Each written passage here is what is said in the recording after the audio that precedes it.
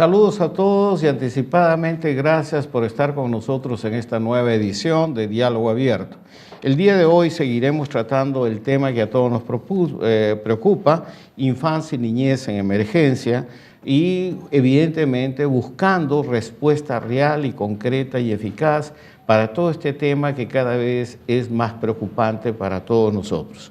El día de hoy hemos preparado un programa especial. La primera parte tiene que ver con el crecimiento del coronavirus en niños menores, en niños y adolescentes, y que este es un tema que va a ser analizado por un panel de especialistas. Pero también estamos entrando a un tema fundamental, la respuesta, y hemos logrado tener un enlace y un acuerdo con la Iglesia Católica y las iglesias para una respuesta rápida, eficaz, y alrededor de eso se está uniendo un grupo de gente. Pero antes de empezar el programa, yo quiero dar las gracias nuevamente a UCI Noticias, Canal 18.1 TV Digital, que está en este momento con nosotros, conectado en la franja de infancia, y a través de ellos a dar el saludo a Canal 15 de Vez Cable, Canal 715 de Cable Más, Canal 516 de Claro Televisión y Canal 1 de Win Televisión, y por supuesto todas nuestras plataformas de comunicación que están transmitiendo en directo esta plataforma de infancia. Y por nuestro lado, a través de la Agencia de Noticias de la Infancia, me están comentando que estamos en conexión con Radio Guaitará de Huancavelica, Radio Onda Azul de Puno, Radio Cutibalú de Piura, de Loreto, Radio La Voz de la Selva, de Cusco, Radio Tahuantinsuyo, de Abancay, Radio Alegría, bienvenido, de Tumbes, Canal 21 de Cablevisión, y de Cusco, TV Calca. Bienvenidos todos ustedes, porque creo que el tema es importante. Yo primero que nada quiero recordar que el día de hoy hubo una conferencia de prensa que ofreció el presidente Martín Vizcarra junto con el Consejo de Ministros, en el cual una conferencia de prensa en la cual el presidente reconoció pues justamente el tema del crecimiento del coronavirus en niños y jóvenes, y por el otro lado reconoció también que entre otros aspectos, que en relación a la violencia contra la mujer, las niñas y niños, el presidente pidió mayor énfasis a la nueva ministra de la Mujer para afrontar el problema. Es muy preocupante y está en el día a día de todo lo que estamos haciendo.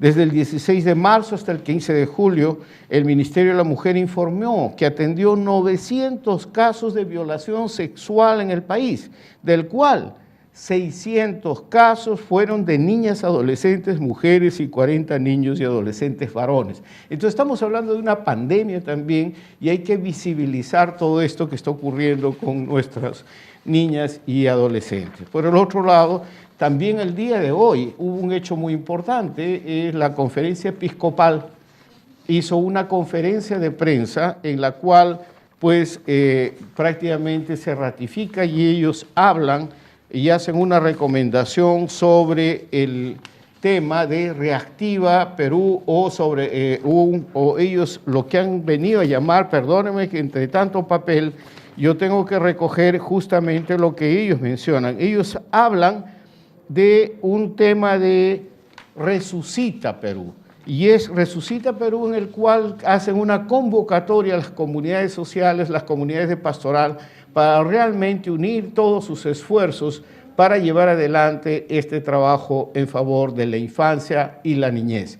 Y es en relación a estos temas que vamos a tratar con un selecto panel, y yo voy a mencionarlo antes de hacer un breve corte. Me parece que ya estamos listos, pero entonces en este primer panel tenemos día de hoy invitados justamente al doctor Hernán Málaga, quien es médico, máster de medicina preventiva, veterinaria, ex representante de la OPS-OMS en Colombia, Paraguay y Venezuela, y es un gran promotor social con estos programas de atención comunitaria en Manchay. También estará con nosotros la doctora Sara Vega, médico pediatra, neonatóloga, y fue presidenta de la Sociedad Peruana de Pediatría, y actualmente es presidenta de ACLAM, que es justamente una lucha para en favor de la lactancia materna. Y para mí es un gusto también tener como invitado a Hugo Madariaga, quien es médico pediatra del Hospital Honorio Delgado de Arequipa, docente principal de medicina de la Universidad Nacional de San Agustín de Arequipa. Todos ellos están presentes con nosotros, entonces les damos la bienvenida muy calurosa a ellos. Si estamos ya conectados con ellos o vamos a un corte, alguien me indica, estamos ya conectados con ellos. Buenas tardes, gusto de saludarlo, Hernán, gusto de saludarlo, doctora Sara Vega y por supuesto mi amigo Hugo Madariaga. Miren, el tema es serio. Entonces, según el MINSA en el Perú, el día de hoy, 106 niños y adolescentes han fallecido por coronavirus y 26.658 han resultado contagiados de esta cifra, 74 son niños y 32 adolescentes de los fallecidos. Este es un tema que aparentemente está creciendo diariamente. Entonces, la primera pregunta es, ¿cuál es su visión? ¿Cuál es su análisis? ¿Por qué está sucediendo esto? ¿Por qué está apareciendo esto que aparentemente es una tendencia creciente? En ese sentido, yo comienzo con la doctora Sara Vega. Bueno, este es un fenómeno general al país. Constantemente estamos viendo que los contagios crecen y aumentan, y obviamente los niños sintomáticos están aumentando. Además, ha aparecido... ¿Se escucha bien? Aparato para el oído. Perdón. Sí, entonces sí. Es natural que si el número de contagiados se está elevando de una manera tan gigantesca en todo el país, obviamente entre ellos va a haber niños. Ahora, si nosotros comparamos la mortalidad de los niños con la mortalidad de los adultos, bueno, realmente hay una diferencia muy significativa. El problema, yo creo, de la enfermedad del COVID, que hay atención y todo lo que puede hacer y todo lo que se está rebasando las posibilidades de respuesta del sistema de salud, es en las consecuencias que va a traer a la niñez, a todos los niños que están naciendo en este tiempo, el hecho de esta pandemia, ¿no? El descuido absoluto de lo que es el cuidado y atención integral de los niños y niñas, sobre todo en primera infancia. Doctor Madariaga, usted que está en Arequipa, están viviendo este crecimiento de la pandemia día a día, y usted es un pediatra muy de oficio y reconocido. ¿Qué ha sucedido? ¿Cómo esto está afectando y cuáles son las consecuencias en el caso de Arequipa? Usted nos podría dar una visión. Como ha dicho la doctora que me ha antecedido, este problema, digamos, así como no se puede hasta la fecha contener el número de contagios y por ende tiene que haber mayor mortalidad, el problema pues es a nivel nacional, pero en Arequipa hay algunos puntos muy importantes que resaltar. Desde que se inició en marzo hasta el 31 de julio, solo habían 1.840 niños contagiados.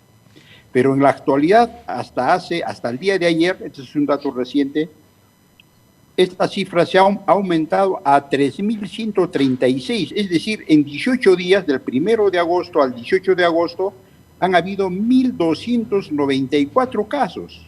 Es decir, vean cómo en estos 18 días en Arequipa había un aumento de un 41%, porque esta cifra solamente llegaba a 1.842 desde marzo al 31 de julio y actualmente tenemos 3.136 contagiados, ¿no?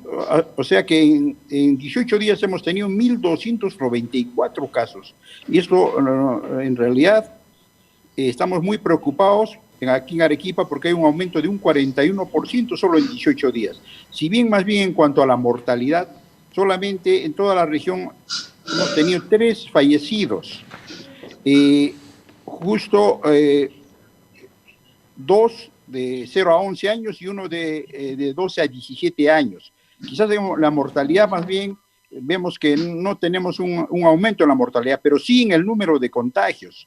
Y esto tiene que ver mucho con las medidas que se dio pues desde julio, de que los niños podían salir primero 60 minutos, luego 30 minutos a los parques, pero esto se ha ido rompiendo, digamos, estas normas, de tal forma que la informalidad es un problema muy, muy serio. Muchas veces los papás no tienen con quién dejar a los niños y suelen estar incluso, vemos como en las calles, paseando con los niños, en los sitios, digamos, en las calles donde el trabajo informal, porque Arequipa, igual como en Lima, esta informalidad es muy grande. Entonces, se ven por los padres obligados a salir. Muchas veces tienen que hacerlo los dos, padre y madre, para poder subsistir, ¿no? Y vemos, pues, que como los niños muchas veces se está viendo en las calles junto con los padres. Yo creo que este es otro proceso porque también está aumentando el número de contagiados en nuestro país, ¿no? Muchas gracias, doctor Madariaga. Yo quisiera trasladar la pregunta en este momento al doctor Málaga. Doctor Málaga, se ha derrumbado la idea de que los niños eran quienes menos podían contagiarse con coronavirus. ¿Cómo convencer a usted que trabaja directamente con la población, cómo convencer a la población o hacer llegar un mensaje que esto ha cambiado y debe cuidarse a los niños también, ¿no? ¿Cuál es su visión, doctor Málaga? Aló, doctor Hernán Málaga, está en línea, parece que está desconectado en este momento. Quizás te traslado esa pregunta, doctora Sara Vega. Mira, en realidad los niños siempre han estado contagiados. El tema con los niños es que los niños en gran porcentaje son asintomáticos. Y en eso yo coincido totalmente con el doctor Hugo Madariaga, de que el tema de haber, digamos, liberalizado la salida por el propio gobierno, mal asesorados, lamento decirlo, la Sociedad Peruana de Pediatría se pronunció, el Colegio de Psicólogos se pronunció en el sentido que se les estaba haciendo un daño y que debían salir a la calle, entonces siguen difundiendo la enfermedad y resultan colaboradores porque, por supuesto, involuntariamente, ¿no? Pero contagian a los mayores, sobre todo a los abuelos y a las personas adultas mayores que se van a complicar. Entonces, eso de la salida a la calle, que ahora ya lo han disminuido a 30 minutos, es una medida que no ha sido feliz. Y el resultado es lo que estamos viendo. De que se contagian muchísimo. Lo que pasa es que no tienen síntomas, nadie se da cuenta y siguen difundiendo el coronavirus. Ese es el problema. Ahora, aquí yo tengo, doctora Vega, una pregunta de Radio Cutibalú de Piura que está sintonizándonos en este momento y dice, este mes el número de niños afectados por coronavirus se ha duplicado con respecto a todos los meses anteriores. ¿Que se sabe si la anemia y la desnutrición juegan su rol en este aspecto? ¿Cómo ha afectado? Y esto es una pregunta también para el doctor Hugo Madariaga. Sí, si es necesario y urgente reactivar los servicios de atención a la infancia, porque se desactivó la atención contra anemia, desnutrición, por el énfasis que se dio al tratamiento del coronavirus, y lo mismo el término de control de crecimiento y lo que es peor, las vacunas, ¿no, doctora? El problema central es que cuando se levanta la cuarentena, todos se van a la calle y ahí obviamente los niños son vehículos y se siguen contagiando. Pero ese problema del contagio en coronavirus, si bien hay muertos que son muy lamentables entre los niños, es lo actual. Y como bien señala Salvador, en realidad se ha descuidado absolutamente la atención integral que ameritan los niños pequeños. Entonces, anemia, desnutrición, vacunaciones, son 614,000 niños que han dejado de ser vacunados entre el 14 de marzo y fines de junio. Entonces, no es poco de lo cual estamos hablando solo de vacunas. Pero ¿qué pasa con los niños cuando nacen? Porque el buen inicio de la vida es clave y a los niños, por temor de nosotros los profesionales de la salud, por no querer seguir lo que nos orienta la CDC, lo que nos orienta la Organización Mundial de la Salud y todas las organizaciones internacionales grandes e importantes, pues lo que están haciendo es separar a los niños de sus madres. La lactancia materna se va a venir abajo porque obviamente el contacto piel a piel favorece la lactancia materna. Y la desnutrición, por supuesto, que temo que todos esos pasos tan significativos que ha dado nuestro país y que ha sido ejemplo en otros lugares del mundo en ese tema, también se venga abajo, porque se necesita educación, se necesita promotores, se necesita reactivar el primer nivel de atención con actividad extramural importante y personal específico para los niños.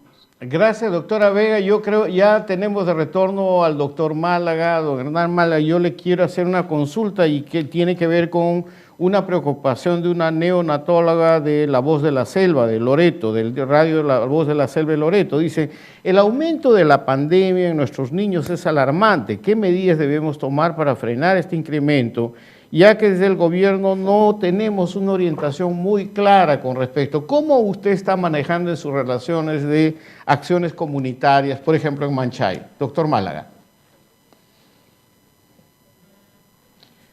Parece que seguimos con problemas de conectividad con el doctor Málaga. En este momento lo tenemos en imagen, pero no en sonido. Tal vez volvemos con él, pero yo traslado esta pregunta al doctor Hugo Madariaga en el sentido de cómo ha afectado la suspensión o de actividades o de atención a los niños en Arequipa, porque hablamos del crecimiento de la pandemia, pero no tenemos todavía una información clara de cómo esto está afectando a la infancia y a los niños en Arequipa.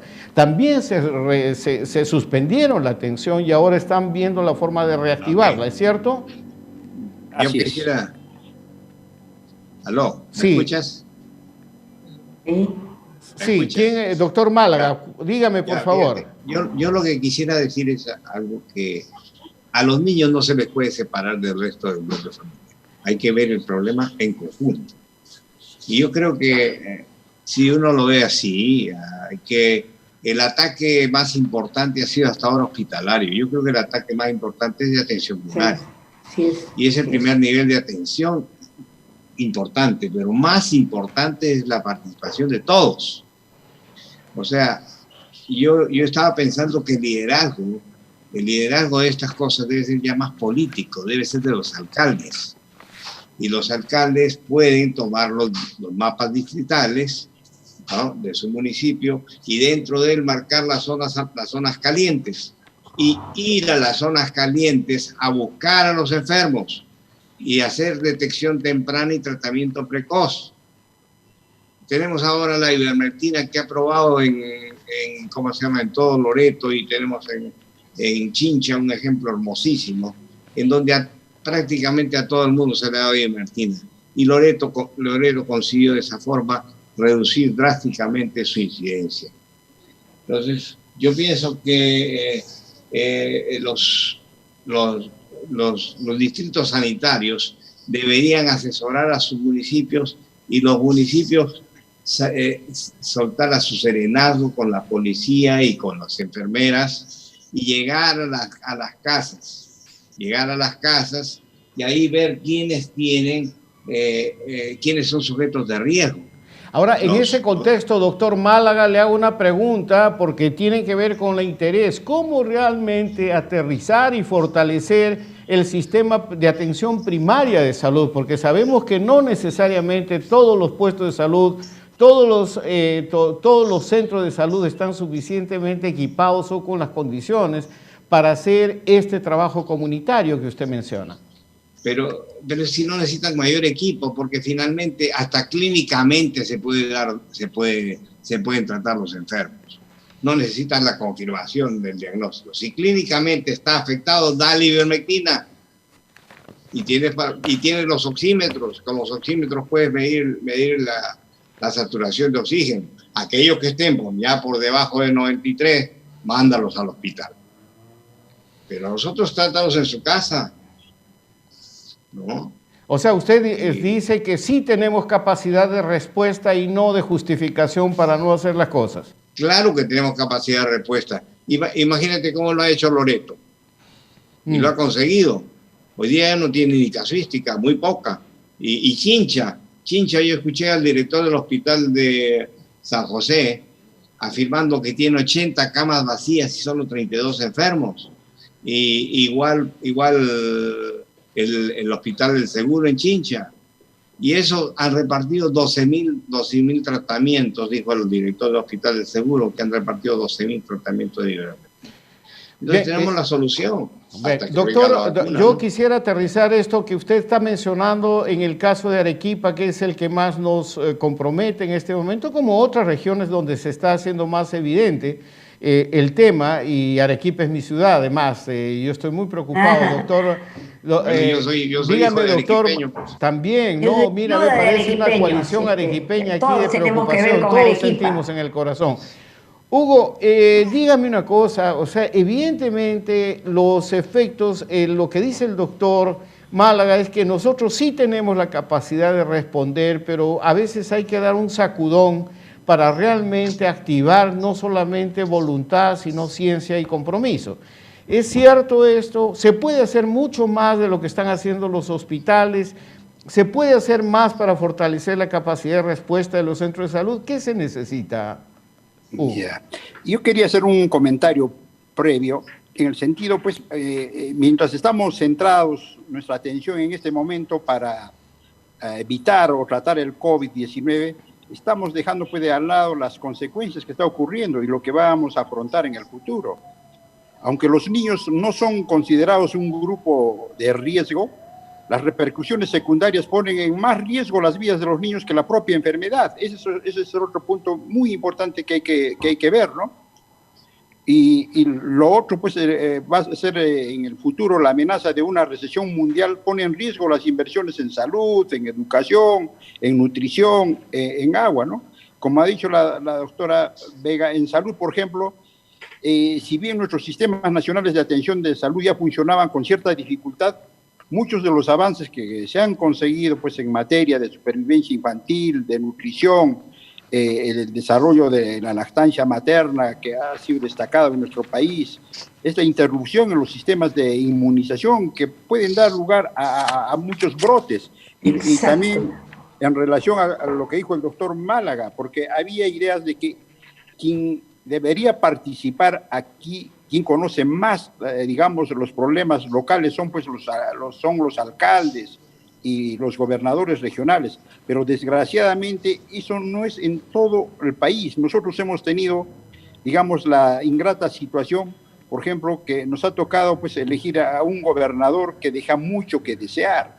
Y no solo eso, si nosotros también hemos palpado, han visto a nivel nacional cuando el gobierno dio partidas económicas a los alcaldes para que los alcaldes distribuyan canastas a la gente más necesitada. Sin embargo, vieron la corrupción más grande que hubo, que estas canastas incluso no llegaron a las personas que necesitaban.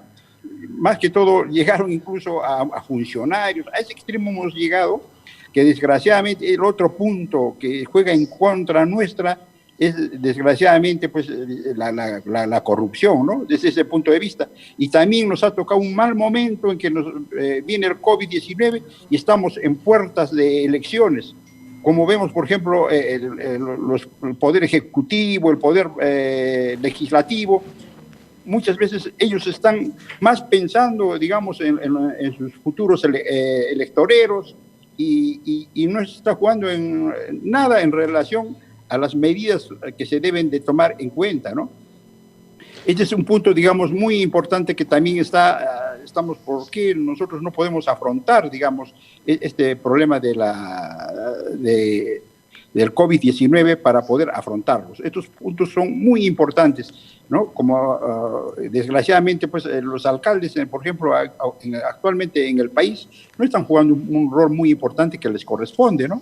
Y el otro punto importante es, digamos, es que también cuando se plantea, digamos, lo que ha ocurrido es que no ha habido, digamos, por ejemplo, la información del RENIEC no está bien actualizado. Nuestros sistemas de información de la población para poder, digamos, dividir bien a la población, también en ese sentido nos ha agarrado un punto muy flaco, ¿no? Todas estas medidas, pues, que tenemos que corregir, ¿no? Y corregir no solamente por región, me imagino, ¿no, doctor Madariaga? El 100% de la solución de estos problemas. Y debería haber una participación de la sociedad civil o en tantos, digamos, la comunidad que en realidad no tiene una participación en solucionar los problemas. No, muchas gracias. Yo quiero hacerles dos preguntas en uno, combinando Diario de Chimbote y combinando también Diario Alegría de Abancay. Les hago a los tres, doctor Málaga, con su experiencia, doctora Sara Vega, Hugo Madariaga, doctor Madariaga, y lo preguntan ¿es bueno pensar o culpabilizar que la salida a caminar por media hora de los niños es la causa del incremento de la pandemia en los niños? Es la primera pregunta. Y la segunda pregunta, que está todo el mundo preocupado, ¿cómo incentivamos una mayor participación y vigilancia ciudadana para que realmente se haga lo que se tiene que hacer? Porque esto, si es que no parte de base, es muy difícil confiar solamente en unas acciones que se firmen por decreto ley. Son las dos preguntas, no sé si comenzamos con el doctor Málaga. Bueno, yo pienso que lo de la salida de los niños debe ser una de las causas, ¿no? Pero lo más importante es que tenemos que creer en la gente. Yo he manejado muchas veces en otros países estos problemas a nivel local. No hemos tenido esta pandemia, pero otros problemas, organización de la comunidad y para que la comunidad participe. La comunidad no está participando en nada en este asunto, al contrario, es el problema. Yo creo que hay que darle responsabilidad a la gente. Y mira la intervención de Guayaquil, ¿no? Hay un liderazgo médico correcto. La alcaldesa se ha guiado muchísimo por la intervención la intervención de este médico que dirigió la campaña, y ellos consiguieron que los industriales y los comerciantes participen con contribuciones y dieran poder y ejecuten la obra y puedan salir a la visita a las casas. Ahí hay que llegar. Lógico. Ahí hay que llegar. O sea, el mensaje suyo es hacer una acción de convocatoria más amplia, no tener temor a la participación de sectores sociales que pueden contribuir. ¿Es así, doctor? Correcto, ese es mi mensaje. Le agradezco. Doctora Sara Vega. Sí, mira, en primer lugar, el tema de qué tanto ha contribuido, no lo hemos dimensionado, pero como muy bien señala el doctor Málaga, es un factor más que definitivamente ha contribuido, porque ni se han obedecido las reglas, los niños jugaban unos con otros, jugaban fútbol, los padres los protegían, salían de A4, o sea, ha sido un factor más. Pero acá lo importante es la segunda pregunta que tú nos haces, ¿no? Yo siento de que el gobierno quiere hacer ellos todo y no puede, lo rebasa, es imposible. Este es un problema del mundo, del cívico. Entonces, tenemos primero, a mi humilde entender, que tener clarísimo que los niños son fundamentales, son primero, y por tanto hay que ver la manera de buscar a otros, porque los recursos humanos en salud en este momento en nuestro país, como en muchos otros, son terriblemente escasos. Se están muriendo los médicos, las enfermeras, no hay, incluso están trayendo de otros países. Entonces tenemos que apelar a la comunidad. Yo quiero plantear a algunos actores de la comunidad, por ejemplo, los defensores, los de las defensorías.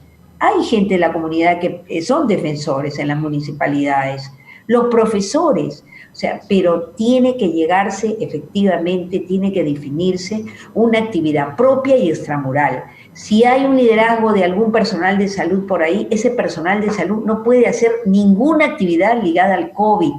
Tiene que independizarse la labor a favor de los niños. Y no es algo demasiado complicado, pero es algo esencial, cómo dar una consejería en nutrición, en crecimiento y desarrollo, en todo lo que significa atención en no violencia, que es parte del tema de las defensorías. Entonces, tenemos que trabajar todos, tenemos que poner nuestro grano de arena de manera directa en nivel territorial, y yo sí creo en los alcaldes que van a movilizarse, tienen que movilizarse, haciendo una cosa complementaria, paralela, pero a favor de los niños. Muchas gracias. Yo creo que usted, Sara, ha mencionado algo que a Inversión en la Infancia le preocupa un poco en sus diálogos con el Ejecutivo, y está vinculado a que hay que romper este ciclo, hay que poner sobre la mesa esto y no tener temor a la participación de la sociedad civil, no tener temor realmente a las fuerzas sociales que ya existen. Ese criterio de que todos lo saben, todos lo pueden y no necesitan de nadie, el Ejecutivo tiene que romper este esquema. Y yo creo que en ese contexto, inversión en la infancia está muy claro y es por esto que estamos haciendo estas reuniones. Vamos con el doctor Hugo Madariaga muy brevemente también para su mensaje con relación a estas dos preguntas antes de irnos al corte. Adelante. Bueno, en cuanto al primer punto, creo que todos estamos de acuerdo, pues el problema de la salida de los niños estos 30 minutos nadie lo puede controlar. Y incluso se dice que los niños no deben estar más de 1 kilómetro o medio kilómetro fuera de su casa, pero ¿quién va a controlar que está a medio kilómetro fuera de su casa? Si bien que sabemos que los niños los vemos saliendo a las calles, incluso los niños salen incluso a centros comerciales. Y otro punto muy importante, pues es difícil que un niño mantenga, digamos, la distancia de 2 metros. El uso de mascarillas no lo va a tolerar los niños. Ese es el punto, ¿no? Es el control de los niños muy difícil, el control de la mascarilla, el control de los 2 metros, no lo toleran. Y más que todo, piensa que los niños deben jugar con otros niños en los parques y intercambiar estos contagios. En ese sentido, yo creo que se tendría que tener en cuenta estos aspectos, ¿no? Y el otro punto, el segundo punto, definitivamente, como yo había dicho en mi anterior intervención, el gobierno central pues quiere tomar el 100% del manejo del COVID y no lo puede hacer, pues, ¿no? Y además es imposible que lo haga y nosotros por lo tanto no podemos estar con los brazos cruzados, ¿no? Hemos visto cómo, por ejemplo, se están batiendo duro la población en estos momentos, ¿no? Las organizaciones sociales, por ejemplo, han sustituido a diversas prestaciones que el gobierno ha fallado en brindar. Las rondas campesinas, las juntas y asambleas vecinales, los comités de vaso de leche, el club de madres, los comedores populares que deben reactivarse. Y las comunidades han resistido esta pandemia heroicamente. Y el problema, digamos, es, hay pues un muro entre la población y el gobierno. Como dice el gobierno, quiere hacerlo todo y no va a poderlo hacer, ¿no? Entonces, yo creo activando estas organizaciones sociales y creo que la Iglesia está tomando en cuenta de querer comandar y tratar, de que haya esta conversación entre la sociedad, la comunidad y el Poder Ejecutivo. Esto es muy importante para sacar mejores conclusiones para el manejo del COVID-19. Muchísimas gracias, muchísimas gracias. Sino las repercusiones a futuro, ¿no? Como hemos visto, sí. Se va a agravar, va a haber más desnutrición, habrá más brotes por falta de vacunas y siempre pues se habla, digamos, cuando se quiere para las inversiones. Ahora nos damos cuenta, pues, la falta de agua, ¿no? Que siempre se ha dicho, en realidad, todos los gobiernos dicen agua, sin agua, bien difícil que se laven las manos. ¿Con qué se van a lavar las manos? No tienen agua. Bien, ni jabón. Mire, yo le agradezco muchísimo a este panel y mire, por cortesía, pues, porque ya estamos en el corte, Radio Yaraví de Arequipa está preguntando, se pensaba que los niños no podrían enfermarse y en últimas semanas esto ha cambiado. ¿A qué se debe este incremento que se ha visto también en Arequipa, doctor Hugo Madariaga? Muy breve, por favor, porque estamos en el corte. No sabemos también si esto tiene que haber influido también gran parte del friaje, ¿no? En las partes altas, si bien se ha dicho que el coronavirus vive en todo el clima, sea climas calientes o fríos, pero de todas maneras todos los virus siempre tienen más tendencia hacia el friaje, ¿no? Ese es uno de los factores. Y lo otro es pues nuestra informalidad. Así como en Lima, Arequipa, hay una informalidad terrible en el trabajo. Los padres tienen que salir a trabajar, a veces los dos, y no tienen a quién dejar a los niños, y a veces tienen que salir con los niños. Vemos en las calles donde hay tanto, digamos, trabajador ambulante que tiene que ganarse la vida, y vemos al lado a niños, ¿no? Y no hay, digamos, alguna persona que con más seriedad haga cumplir esto, que los niños no deben estar circulando en las calles, ¿no? Este es uno de los factores más importantes, y aparte de ello también estos 5 meses definitivamente las defensas de los niños deben haber bajado tremendamente, porque estar encerrados, número uno. Número dos, esa nutrición no ha sido pues la adecuada en las condiciones como estamos en esta enfermedad, porque siempre ha habido un descuido que cuando se han distribuido, por ejemplo, las canastas para las familias, se ha descuidado la atención a la focalización a los niños. Todo ha sido para los adultos. Claro, no a la infancia. Yo les agradezco, ha sido un panel de excelencia, les agradezco muchísimo su presencia. No va a ser la primera vez, como sabemos, de que vamos a tratar este tema, y sobre todo, de acuerdo con ustedes, una descentralización efectiva de programas y presupuestos, y como dice el doctor Hernán Málaga, confiar en la gente. Tenemos capacidad de respuesta para llevar adelante esto. Mi agradecimiento a ustedes. Vamos a un corte, tenemos para recordarles lo que es la alerta ciudadana que ha presentado Inversión en Infancia y que está negociando con el Ejecutivo y con los diferentes sectores. Adelante, por favor.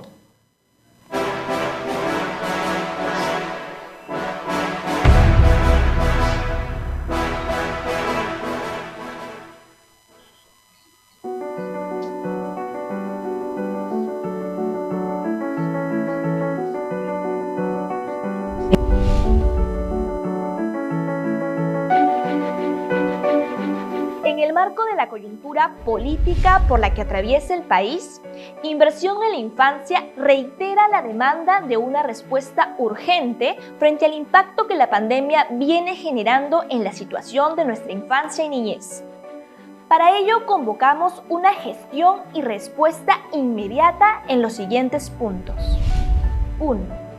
El compromiso con la infancia es y debe entenderse como una política de Estado y no reducirse solo al gobierno, lo cual debe evidenciarse en los mensajes y planes que presenta. Esto en el contexto de ampliar la corresponsabilidad ciudadana, de articular los esfuerzos de todos los sectores sociales y políticos desde el nivel local hasta el central. 2. Reiteramos la urgencia del fortalecimiento de la atención primaria de la salud, la reactivación de los servicios de salud para la atención a la infancia y a la niñez, principalmente en el combate contra la anemia y la desnutrición crónica infantil. 3. Urgir a los gobiernos regionales y locales a la creación de un mapa de vulnerabilidad que sirve para conocer la real situación de la infancia y niñez, así como la eficiencia en el uso de los recursos disponibles. Es urgente saber dónde están, cómo están, quiénes son, cuántos son, para planificar el qué hacer. 4.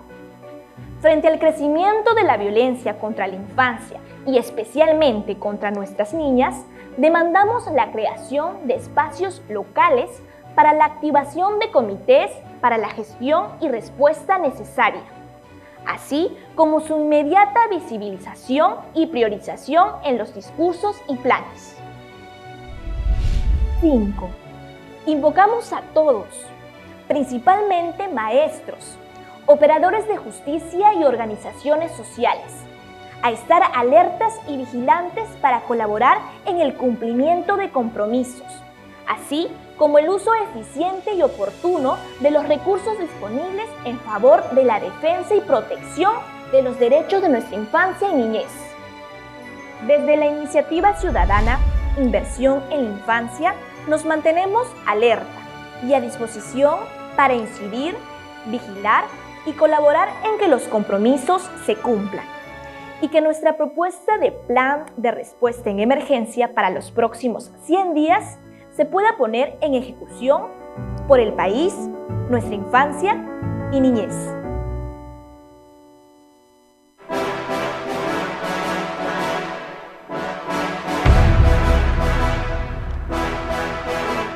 Bien, ya estamos de vuelta nuevamente y evidentemente una de las iniciativas más importantes, uno de los acuerdos más importantes, una de las buenas noticias es la participación de la Iglesia y de las iglesias que para unir esfuerzos en relación a atacar el tema del coronavirus, la parte de prevención, sobre todo el tema de anemia y desnutrición de la infancia.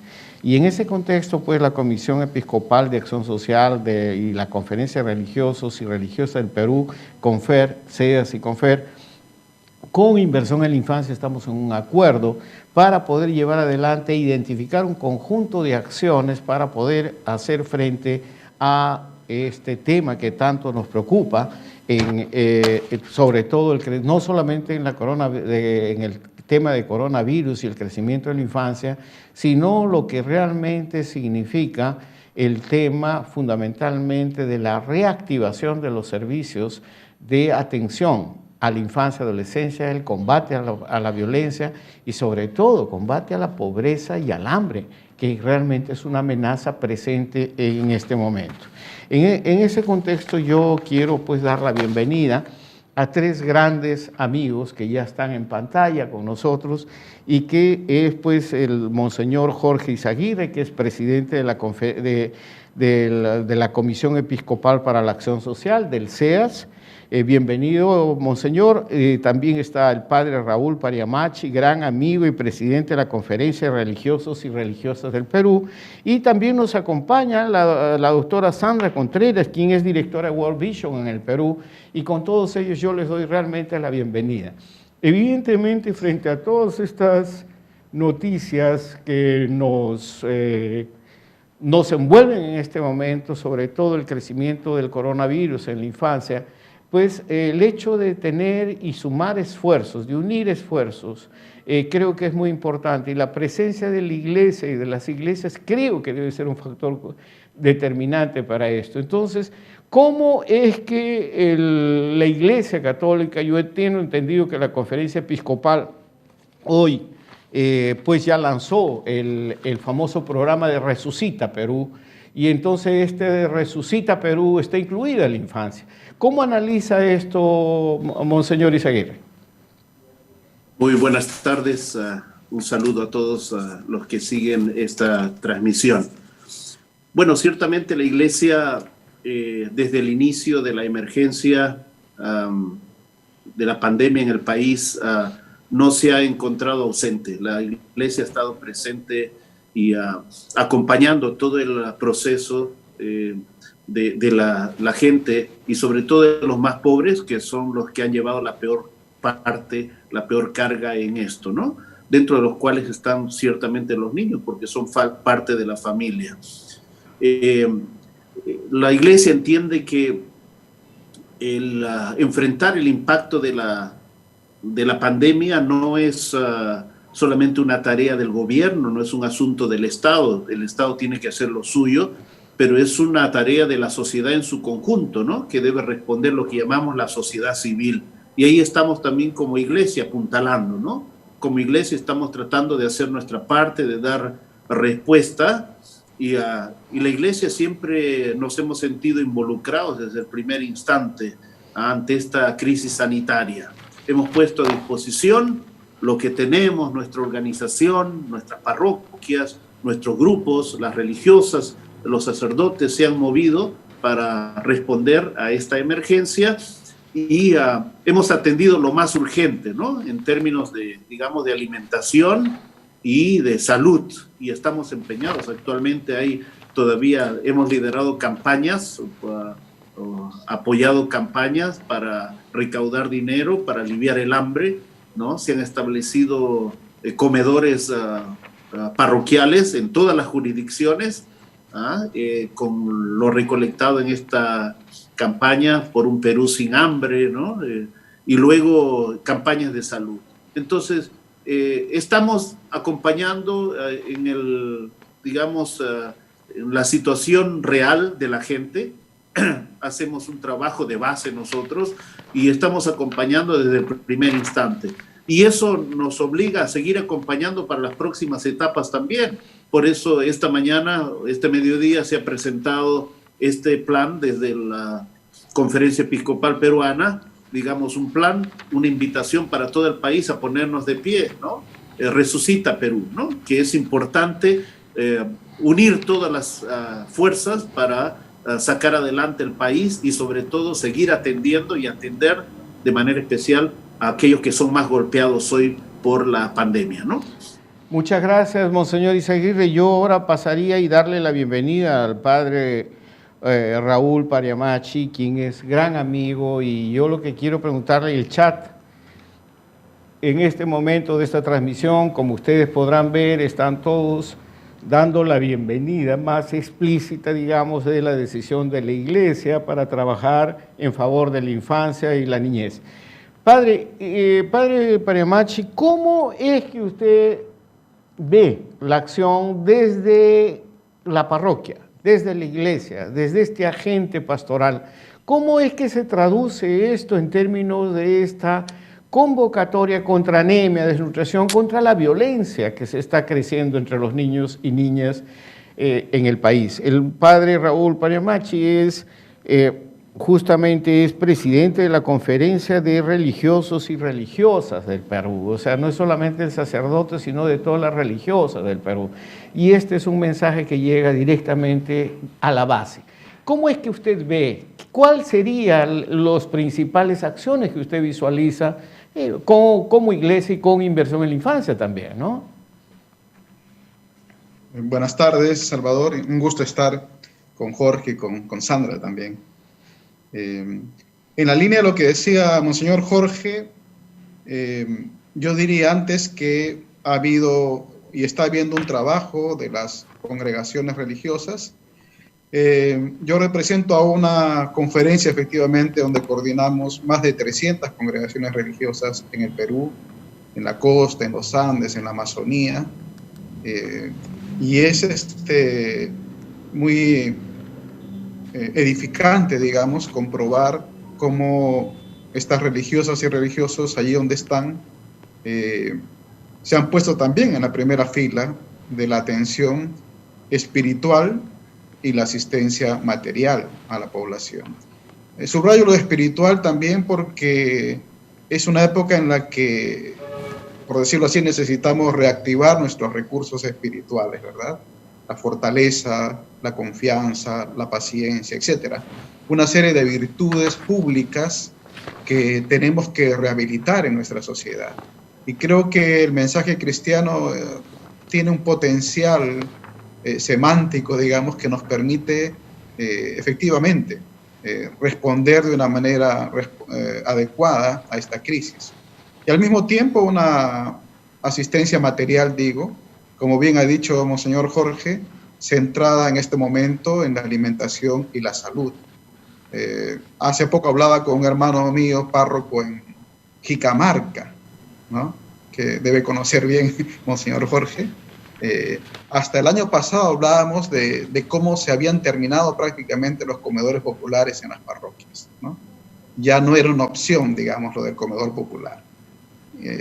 Hoy en día en esa zona hay cerca de 50 entre comedores y ollas comunes, ¿no? Es impresionante cómo este medio de solidaridad ha resurgido. Y dentro de esto, Salvador, creo que las congregaciones a través de los centros de asistencia, las escuelas privadas o de gestión mixta y dentro de las mismas parroquias, por supuesto que hay una atención a la niñez, que es por una parte obviamente espiritual a nivel de catequesis, pero al mismo tiempo tiene que ver con educación, con sensibilización de la familia. Creo que tenemos allí una red, ¿verdad?, en todo el país, que, como decíamos, señor Jorge, queremos ofrecer también para este esfuerzo conjunto que estamos haciendo. Sin embargo, y aquí vale decirlo, por lo menos en mi percepción, nos falta todavía mucho. Me parece que en la iglesia la pastoral de la infancia, la pastoral con niñas, niños y adolescentes, está todavía centrada en temas de catequesis, de formación, de animación de grupos, lo cual obviamente está muy bien y es necesario. Pero nos falta todavía dar este paso de mayor concientización de lo que decíamos el otro día, una pastoral social de la infancia, ¿verdad? Y creo que sumarnos a la inversión por la infancia nos ayuda como iglesia y como congregaciones, por lo menos yo me siento muy entusiasmado para insistir todavía más en este aspecto del cuidado de las niñas, niños, en cuanto a trabajo en favor de nutrición y lucha contra la anemia. Muchas gracias, Padre Raúl, me entusiasma mucho, me conmueve sobre todo tener que retomar esta idea de reactivar aquí en el país la idea de la pastoral social de la infancia, que es una experiencia que me tocó vivir particularmente en la pastoral de crianza en Brasil, que en este momento atiende a 7 millones de familias. Y aprovecho esto porque la invitación que hicimos a la doctora Contreras se tiene que ver porque en este momento World Vision ha firmado un acuerdo con la Iglesia Católica para fundamentalmente no solamente tratar el tema de anemia y desnutrición con sus experiencias, pero fundamentalmente ya en Brasil están implementando la lucha contra la violencia contra la niña adolescente. Sandra, bienvenida. Si pudieras darnos y cómo podemos transformar esto también aquí en esta acción conjunta con la Iglesia. Muchas gracias. Muy buenas tardes, Salvador. Muy buenas tardes, Monseñor. Padre Raúl, un placer estar aquí y a todos los televidentes también. Realmente es una muy buena oportunidad estar y compartir, como ustedes decían, toda la labor que la Iglesia puede hacer en el marco de esta epidemia. Y que bueno, que ya está haciendo y que debe continuar.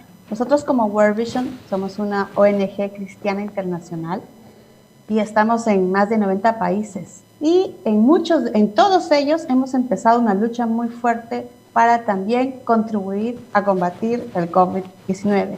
Nuestro trabajo siempre está orientado hacia promover el bienestar de los niños, niñas y adolescentes.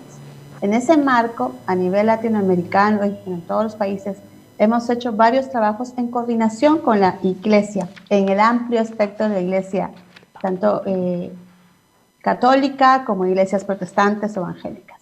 Para el pedido que me hace Salvador específico, en Brasil, entendiendo que estaban en una situación muy crítica también, empezaron a contactarse con diferentes iglesias y se tuvo incluso una iniciativa del Barco Solidaridad con una iglesia protestante para ir, por ejemplo, a la zona amazónica y ahorita están atendiendo 500 familias de la Amazonía brasilera con elementos de tratamiento médico y dando asistencia alimentaria y kit de higiene. Asimismo, con la Iglesia Católica y con la Pastoral de la Crianza, allá se ha establecido un convenio para justamente formar a todo el personal eclesial, a los voluntarios, a las catequistas, en el tema de cómo poder atender y apoyar para prevenir el tema de la violencia, sobre todo la violencia sexual hacia las niñas y hacia los adolescentes. Como en nuestro país, como en todos los países ha pasado, por ejemplo, los temas de violencia se han incrementado durante la cuarentena. Eso ha pasado en casi todos los países, aún en unos más que otros. En Brasil no ha sido la diferencia, como aquí en nosotros. Entonces, por eso en el trabajo, nosotros como organización tenemos varias metodologías para trabajar con iglesias sobre cómo, por ejemplo, proteger a los niños de la violencia, cómo trabajar con todo el personal de las iglesias, líderes eclesiales, para abordar los casos de abuso sexual, una metodología que se llama Canales de Esperanza Protección, que justamente busca dar esperanza a las familias a través de una respuesta afectiva y efectiva de la iglesia, y también todo el trabajo con madres y padres a través de nosotros lo que llamamos el enfoque de la crianza con ternura para reducir y proteger. También como organización, obviamente, como bien dijo el Monseñor, lo primero que hicimos en responder fue ayudar al tema de seguridad alimentaria y al tema de prevenir la diseminación de la infección a través de entregas de PPs. Hemos trabajado dando educación virtual. Actualmente nos contactamos con cerca de 36,000 familias a nivel nacional para poder darles apoyo a través de call center sobre cómo manejar la infección si están infectados, cómo dar contención emocional y cómo abordar el tema con los niños y niñas. Un tema, Salvador, que hoy día estaba recordando. En abril me parece que se presentó World Vision Global, presentamos un estudio haciendo la comparación de lo que había pasado en la epidemia del ébola en África, y donde decíamos que eso mismo iba a pasar en nuestros países si no se incluían a los niños como elementos importantes en medio de la epidemia, porque en ese tiempo se decía, ni siquiera se mencionaba a los niños, no eran un problema, ellos no estaban afectados. Y lamentablemente repetimos la historia, y eso es muy triste, ver cómo podemos a veces repetir historias porque nos concentramos en un solo punto. Bien. Pero la iglesia sí está apoyando, y la idea es como, más bien abrimos los brazos para que la iglesia a nivel nacional, interconfesional, es un momento de juntarnos, de no hacer distinciones denominacionales, porque hay mucha necesidad, como bien dijo el sacerdote Raúl. Una sola no va a poder, hay mucha necesidad, hay mucho en el marco de los valores cristianos de amar al prójimo, de apoyar al prójimo, pues desarrollar más y seguir trabajando con el enfoque solidario que en nuestro país hay. No hay que perder la esperanza. Nuestro país es solidario. No, te agradezco muchísimo, Sandra, por esta convocatoria y esta apertura. Yo creo que aquí hay un mensaje muy claro, y yo creo que es sumar. Hay experiencia, hay conocimiento, no hay que inventar la rueda. Creo que tenemos realmente la posibilidad de realmente movilizar la conciencia y la demanda de la gente con información clara. Y realmente la iglesia y las iglesias se han caracterizado por manejar muy bien el mensaje. Algo que está fallando, mi querido monseñor, en las comunicaciones del Estado. No se está llegando donde se debe llegar, y la iglesia y las iglesias saben cómo hacerlo. Entonces, mi pregunta es, porque ya estamos en los 4 minutos de la televisión satelital, si pudiéramos hacer un resumen cada uno, ¿cuál sería, qué es lo que usted aterrizan, digamos, como que las cosas que desde la iglesia podemos hacer inmediatamente? Monseñor Izaguirre. Sí, bueno, primero me gustaría mencionar que, como ha señalado nuestra hermana Sandra de World Vision, se pensaba que a los niños no les afectaría el COVID, ¿no? Bastaba con encerrarlos y darles educación. Pero se ha encendido la alarma, ¿no? Hoy día mismo hay un artículo en La República que nos dice que la cifra de niños fallecidos y contagiados ha aumentado considerablemente en el último mes. 106 muertos por COVID, y de los cuales 34 son adolescentes, 74 niños. Las víctimas mortales, 106. Son 25.500 casos hasta la fecha. Esto hay que tomarlo en serio, ¿no? Hay un incremento de casos que preocupa, y ya no se puede decir simplemente que son asintomáticos, no, hay que tomar decisión para atender a los niños. Y parte de la atención es precisamente en cuanto a lo alimentario, digamos, ¿no?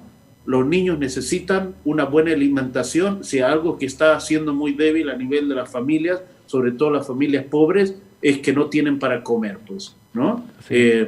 Es muy básico. El suplemento que recibían los niños salir al colegio no lo están recibiendo desde hace meses, y eso agrava la situación para el tema de anemia y de TBC, ¿no? El COVID ciertamente no golpea a todos por igual, ¿no? Las familias más pobres son las más golpeadas y son las que sufren las consecuencias. Entonces, la desnutrición es un mal que hace más vulnerables a los niños ante la enfermedad, y esto hay que poner atención, ¿no? Además, el tema de salud no se está dando la atención de salud adecuada a los niños. No están recibiendo todas sus vacunas, no están recibiendo la atención que normalmente en tiempos normales deberían recibir, ¿no? Sí. Eso hace que pongamos mayor atención sobre eso. El tema mental y emocional también es muy importante de abordar, ¿no? Hay depresión, estrés, los niños no salen a jugar, no tienen una vida normal, están viviendo el encierro, etcétera. Entonces, la parte mental y emocional hay que atenderlo también. Yo le agradezco mucho. Estamos ya con el minuto final que nos han concedido para cerrar la transmisión. Monseñor, estamos claros en que tenemos que sumar. Brevemente, Raúl, brevemente, Sandra, para poder despedir este programa, y les prometemos ampliar esto con más, con un aterrizaje más claro del qué hacer. Raúl, por favor. Sí, yo diría avanzar en una alianza solidaria ecuménica poniendo nuestros recursos al servicio de los niños y niñas, y no todos podemos hacer lo mismo. Perfecto. Ahora que pensaba, World Vision, por ejemplo, puede ayudarnos mucho, podemos servir de canalización de lo que ellos han ganado con la experiencia. Muchas gracias. O sea, avanzar con una alianza ecuménica como respuesta social. Todo el país espera y el chat está que revienta conmemorando esta buena noticia. Brevemente, Sandra, entonces hay una propuesta. Sí. Totalmente de acuerdo que tenemos que trabajar de manera interconfesional por los niños y niñas de nuestro país para luchar contra los problemas que ya mencionamos. Que hay muchas organizaciones que tienen herramientas y no debemos duplicar. Ese es el mayor daño que en una situación como esta nosotros haríamos todos. Y sumar e invitar a todas las iglesias. Las iglesias tienen, como dijo bien el padre, cantidad de personas que se necesitan ahora para distribución, tanto de ayuda como de mensajes, de cuidado, de prevención, de alimentación apropiada, de salud mental, de consejería. Entonces necesitamos sumar. Sumamos y este es el gran mensaje de ustedes. Les agradezco infinitamente. Bendiciones para todos nosotros y para tanto niño que está sufriendo y que está esperando, está mirando con esperanza una respuesta. Les agradezco mucho. Gracias, Susi Noticias, Susi Televisión, todas las redes que nos han acompañado el día de hoy. Y este programa se repite mañana a las 11 de la mañana. Muchas gracias. Buenas tardes. Muchas gracias.